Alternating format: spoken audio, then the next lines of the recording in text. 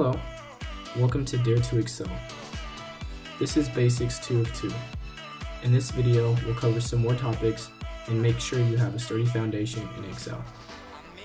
Let's get started.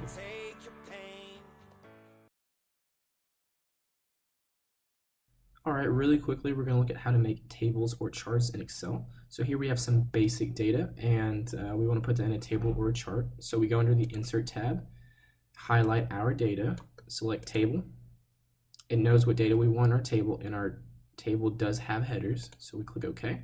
And there's the basic table. If you want to change some of the colors, you can mouse over these options or click this drop down for even more options. Alright, so let's undo that really quickly. And it's the same thing for a chart, so we go under the Insert tab. Click this arrow in the corner for charts. Excel is going to recommend some charts, but if you don't want to use those, you can go under all charts. For this example, we're going to do a basic bar graph, so we're going to stick with that. Press OK, and you can format the chart, or you can change the basic design with some of these suggestions. So that's how you make a table or a chart in Excel.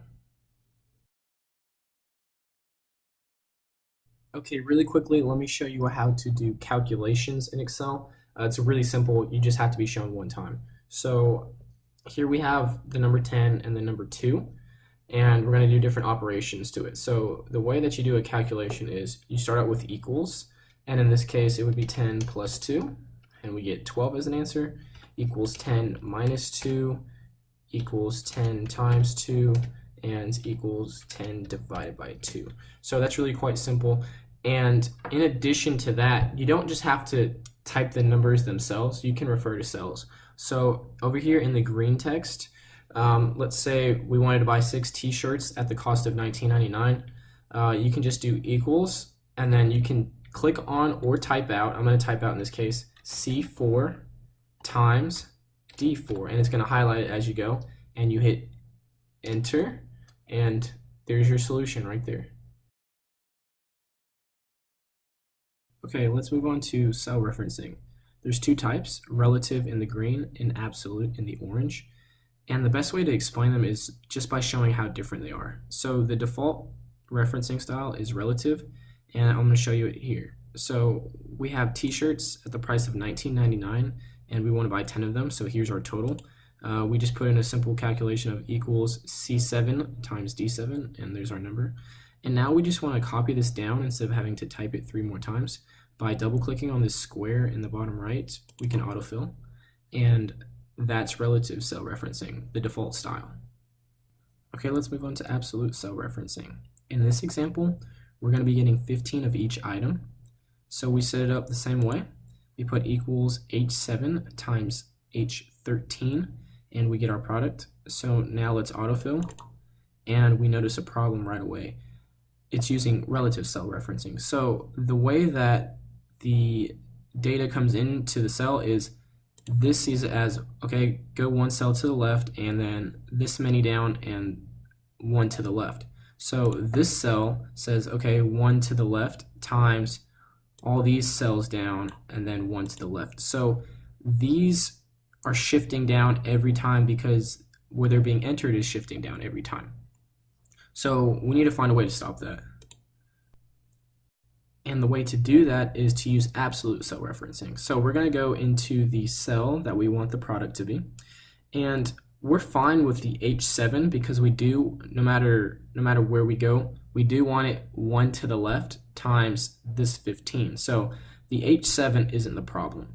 The problem is the H13. So to fix this, we have to go into our formula, and to lock it into place to a certain cell, we simply put a $sign before and a $sign before the row. So now we hit enter, and now we can check if this made a difference. So we go back on the cell and we use autofill, and we see everything adjusted now because these cells are locked into H13. As you can see in every single one, they refer to H13 instead of shifting down continuously. So that's absolute versus relative. Okay, now we're going to talk about formulas. To start using a formula, you click on a cell where you want your information to output.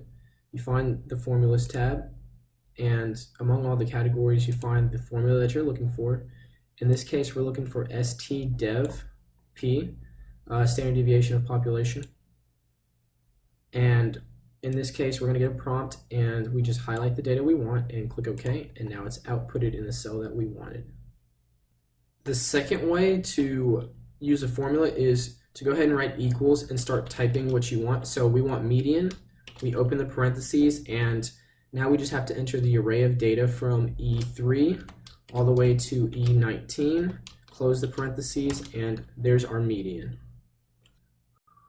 So you may be wondering, why use Excel for these when I can just handwrite these formulas? Well, some of these formulas, like the one that I did here, standard deviation, is written out like this. So using Excel is actually a whole lot easier, and there's less room for mistakes in there. Pointing, highlighting, and clicking is a whole lot easier than hand calculating all of these different variables.